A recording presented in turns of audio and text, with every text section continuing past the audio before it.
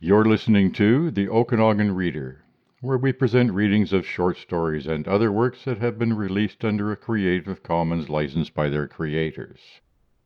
You are free to listen to and share these readings as set out in their version of the Creative Commons license. Today's reading is part 8 of The Juniper Tree, written by John Kessel and narrated by Jim Bowering. It's a short story in the collection, The Baum Plan for Financial Independence. And now, The Juniper Tree, Part 8, by John Kessel. Fire. Nematodes made up most of the animal life on Earth by mass, Jack reminded himself. They were everywhere. The number of parasitic varieties was minuscule compared to the beneficial ones, nothing to worry about. But his hands itched and his skin burned. It had not taken Jack long to cut up Carey's body, run it through the reduction chamber, mince the remains in the crusher, and mix them into the project's soil. He had hosed down the crusher and the floor of the lab. Fire, earth, water. Within a week there was nothing left of Carey but his elemental chemicals in the dirt. Still, images of Carey were imprinted on the inside of Jack's eyelids. I'm a freak show, he thought, a dozen times each day, climbing down the slope to the crater floor, pruning seedlings in the greenhouse, sitting on the edge of the pool in Sobieski Park, lying in bed with Eva. I'm a lethal male in a society constructed to prevent males from going lethal. I didn't even know it was happening. I'm a fucking maniac, and no one can tell. No one had noticed anything. At least he didn't think they had. He had a tough afternoon the day they transferred the test soil to the pilot project site on Fowler's East Slope. He insisted that he amend the soil himself, plant the junipers with his own hands. He wore protective gloves. When Amravati said something about it, he replied quickly, "Don't want to take a chance with these new bugs." "If there are any bugs we don't know about, then we're all in trouble," she said. The seedlings flourished. Growth rates were elevated as much as 15%. Within 3 months, the project had progressed enough to schedule a tour by the Board of Matrons. Eva and the others strolled over the slopes among the low, fragrant growth. As Eva walked over the ground that contained all that was left of her only son, a wave of heat swept over Jack. His face felt flushed. His forehead burned. The board approved the project. The next week they voted Amravati a commendation, with special notice of Jack's contribution. "If you don't watch out, Jack, you're going to get stuck here," Hal Kekosson said. "What?" he said. Hal smiled at him. "I mean, you're becoming a cousin. Cousin?"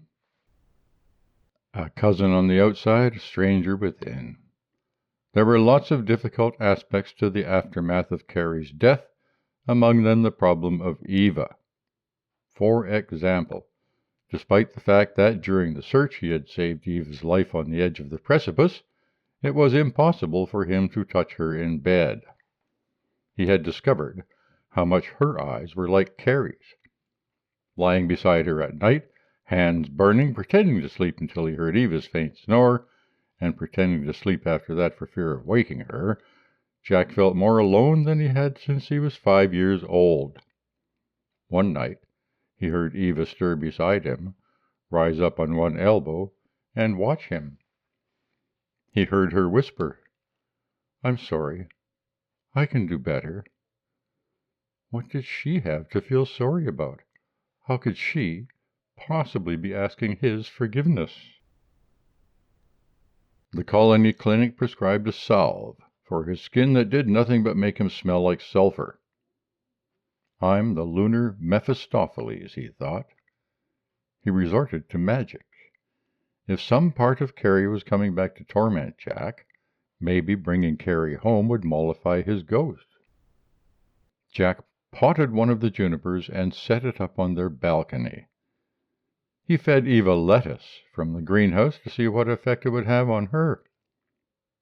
It made her suggest that Roz should move out. Roz. That was the worst thing. The absolute worst.